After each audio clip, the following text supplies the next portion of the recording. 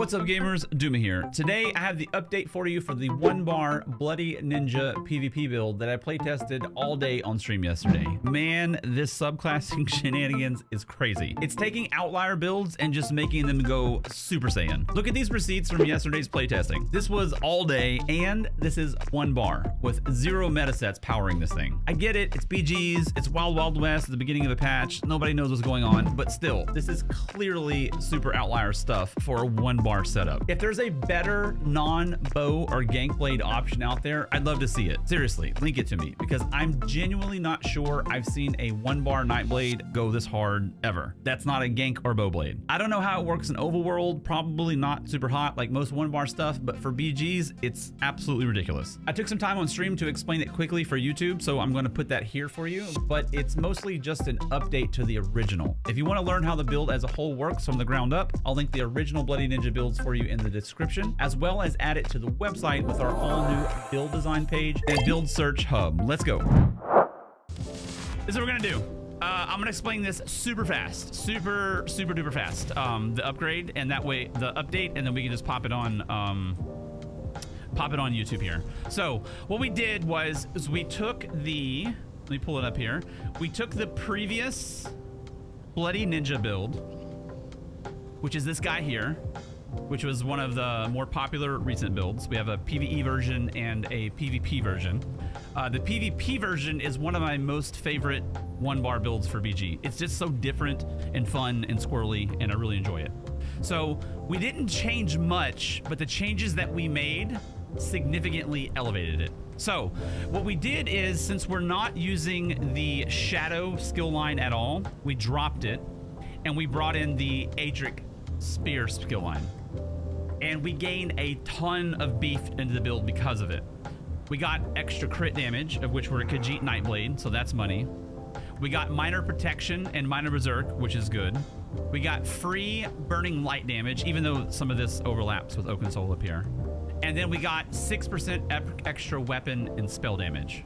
So before, one of the whole shtick is having Lotus Fan and then Lotus Fanning into groups and then providing all this crazy dot damage.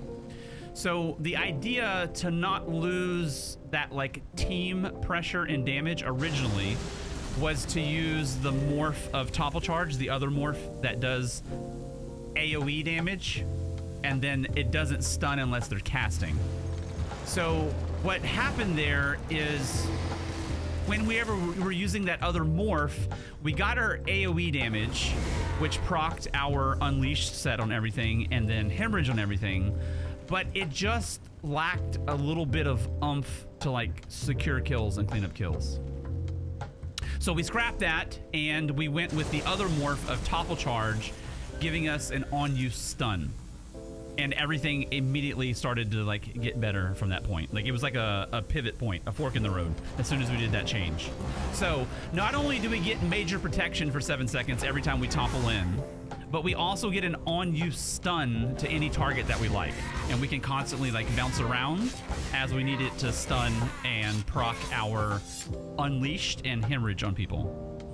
Then the other change we did is we dropped the Fighters Guild passive, or Fighters Guild ability of Dawnbreaker, losing the Slayer passive of 3% more weapon damage, but we gained 6% more weapon damage from Balanced Warrior on the Templar side of things. And what we gained is an ability that we can use much more often. So the other options we were using before this of Crescent Sweep was the Fighters Guild DB or the dual wield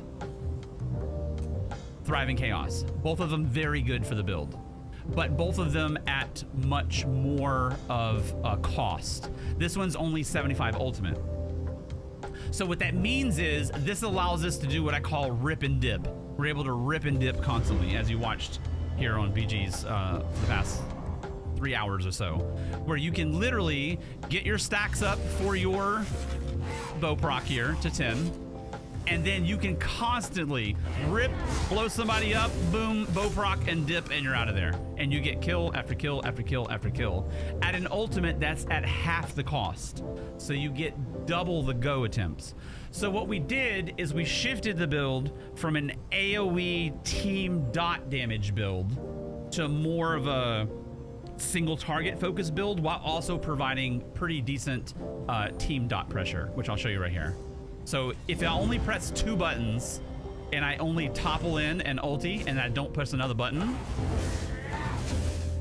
we're still getting notable dot pressure to the entire balled up group in BGs, which in AV8 it's congested nature. It's like cats and bees swirling together really tight. So you still keep that aspect of chewing up groups, but you have much more individual dot pressure because your target that you're focusing is also getting unleashed, it's also getting hemorrhage, it's also getting your spammable, it's also getting your bow proc. So it just made us like insanely more lethal. And then we had BG like this, of which we didn't have a BG quite to this degree at the previous version of it, going 43 and 2. So it unquestionably elevated. It added more damage, more kill pressure, more tankiness, all at the cost of less. What you're gonna see is this number right here. You're gonna see less overall damage, but you're gonna have way more actual kill potential to actually kill players, which at the end of the day is what really matters in a build like this. So it's huge elevation to the build. So again, what we did is we dropped the Shadow skill line, we picked up the Adric Spear skill line, we slotted Topple Charge in place of Lotus, and we replaced Crescent Sweep in place of Dual Wield Ulti or Dawnbreaker.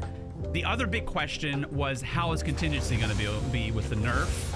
And the nerf was increased the cost.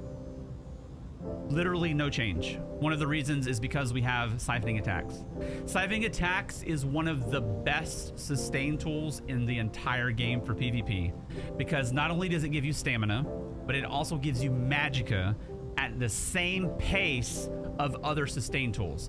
For example, if you take Betty Netch or you take Bull Netch, whatever number it says, and you divide it by the seconds it says, like 5339 divided by 24, if I remember off the top of my head, you're gonna get roughly 200. So if you have Betty Netch is giving you 200 mag a second. This is giving you 200 mag and stamina.